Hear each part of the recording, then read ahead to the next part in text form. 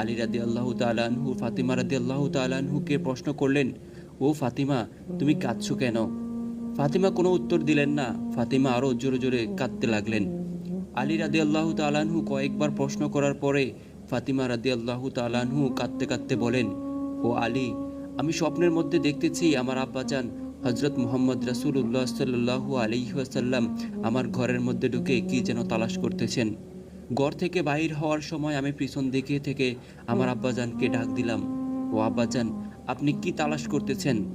আব্বাজান মুহাম্মদ রাসূলুল্লাহ সাল্লাল্লাহু আলাইহি ওয়াসাল্লাম বলতেছেন, ও আমার ফাতিমা, আমি তো তোমাকেই তালাশ করতেছি, তোমাকে নিয়ে যাওয়ার জন্য।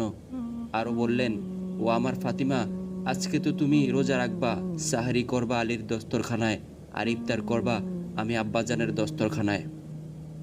হযরত আলী রাদিয়াল্লাহু তাআলা আনহু এই স্বপ্নের কথা শোনার পর দুজনের বুঝতে